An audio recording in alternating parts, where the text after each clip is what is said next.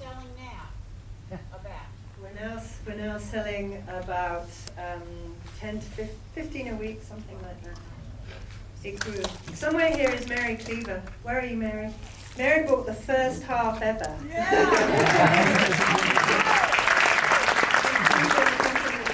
In Chelsea Market. That makes a difference. Right here. Me? Yeah. How long did this documentary take to have made? We took About 2.5 years. 2.5 years of filming. But when you start a film like this, you don't know where it's going to end. I just knew it was going to be a long, bumpy road. And it had a semi-happy, pretty happy ending. How many hours of footage did you have? You know, actually not that much. Maybe Pilar. Where's Pilar Rico? Here's our editor. Yay!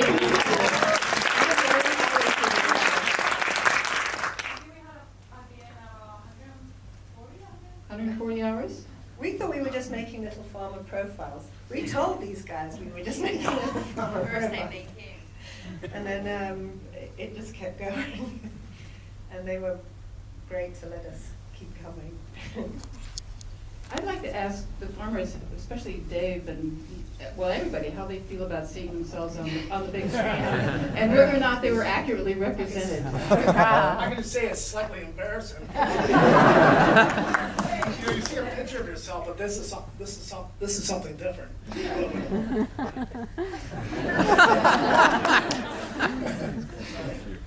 Well, we're delighted to be down here because it's all about local, and you are our local market.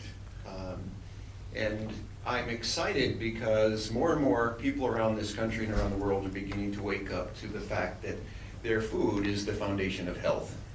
So I imagine you folks are pretty predominantly food conscious people. I just hope more and more percentage of our population gets that way. And it's exciting to know the people because that is our incentive. That's what drives us to do even that better a job to provide that food. So thank you for your time. I'll just add to what Rich said, or to answer that question about how it was to be on film, and maybe to magnify that. The face-to-face experience of selling your food directly to its consumer changes the whole game. And it's the people that come to our home and buy beef out of our freezer or raw milk out of our fridge from our other herd. We have conversations, we talk about the food, we talk about health, we talk about community, and a whole new social world has opened up for us. And Sarah and Lisa have now expanded that to all of you who are indeed our local market. So thanks for coming. That's here from Fresh Track, right? Is there a Fresh Track someone here?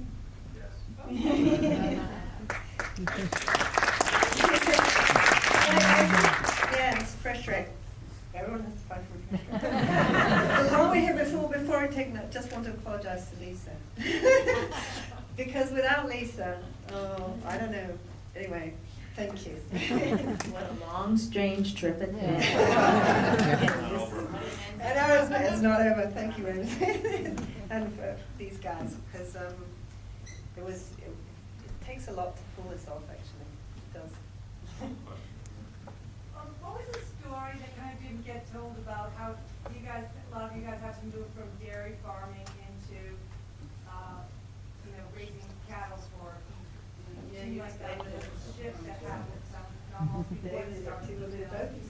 I'm happy to answer that. I was a commodity dairy farmer, and because of the industrialization of the food system, we've had consolidation, fewer and bigger farms all the time. And anytime that happens, you have fewer buyers, and the price never kept up with the cost of production. So back in the 70s and 80s, we made a good living with dairy cows, and then come about the 90s, early 90s, we just couldn't even pay the bills. And so you end up having the land, as the film so adequately portrayed, our love for the land, our passion to hold it in the family. How do you use it? How can you generate income in a system that takes less daily purchases? And beef does that, and it uses the land beautifully. Though that hilly land would be totally inappropriate for vegetables or other row crops that would disturb the soil, you get erosion. But when we put it into a permanent sod, and you have grasses and legumes and other things growing together.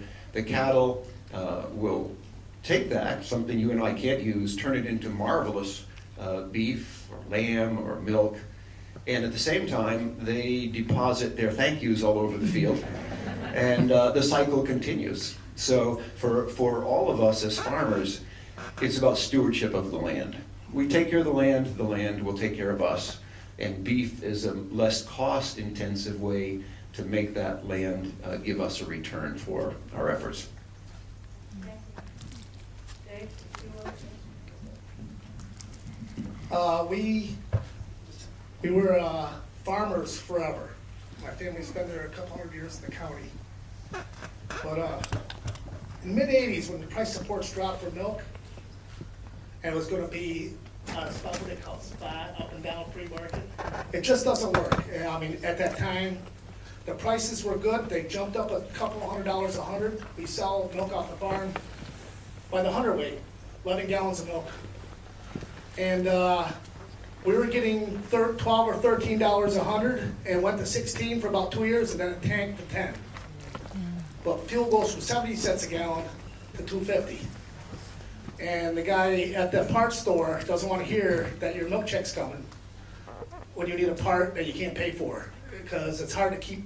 You have to upgrade your equipment, or you're really going behind unless you can stay up on the curve. And so my father was always a dairyman and we went down so far that there was no coming back with the cows, with the milk cows. So I changed the beef to pay the taxes, reorganized equipment, simplified things, and I'm hoping I can be there when the kids want to come back.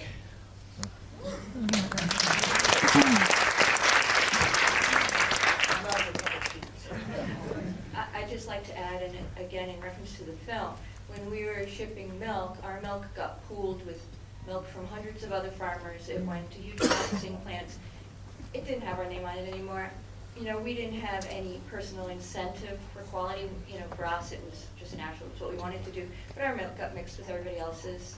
And, you know, dairy farms can get sloppy when their milk is so pooled that there's no face-to-face contact. And again, I think the concept this film puts forth is that contact between the food producer and the people that we feed. And that's what we're doing here between Fresh Connect and all of these other organizations that are willing to buy food with a story, with a origin.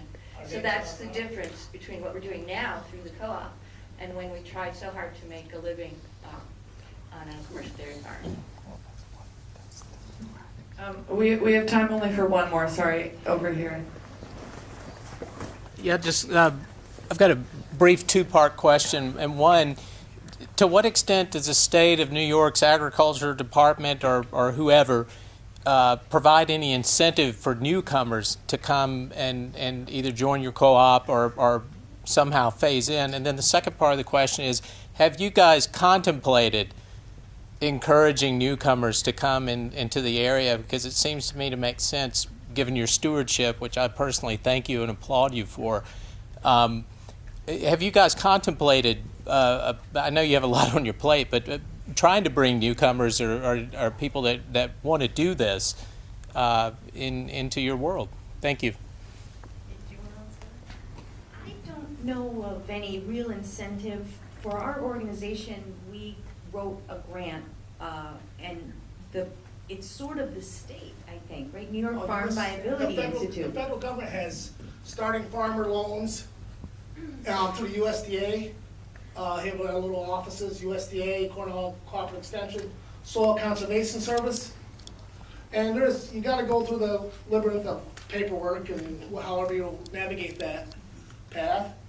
But it's really, unless you work into it, inherit it, you got to have some. Land values are so high now that there's just, unless you throw a lot of money at it, there's just no.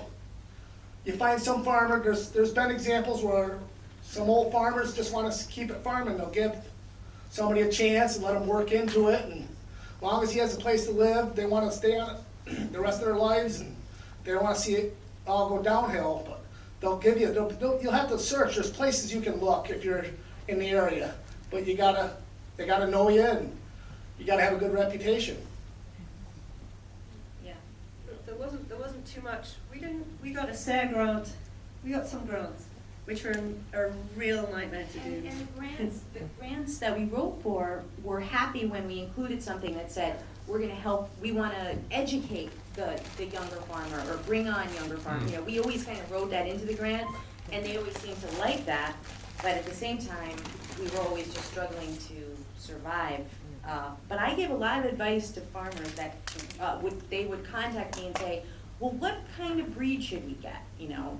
Can I turn my Holstein herd into a beef farm by next week? Like, no, that's gonna take you about 5 years. So it was just like, I was always giving advice, but I don't know if that constitutes as actually anything. And we have to send, we did the film really, Lisa and I, to do, to send it out, screening kits, to have a how-to, to send to ag colleges, to send to ag governments, you know, to the USDA, to get a conversation going about how we bring back land. I mean, as it says, there's 36 million acres fallow in America.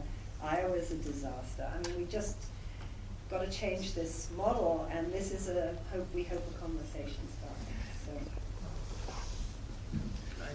starts. I'm sorry. I just had something there and I gotta get it out before it goes.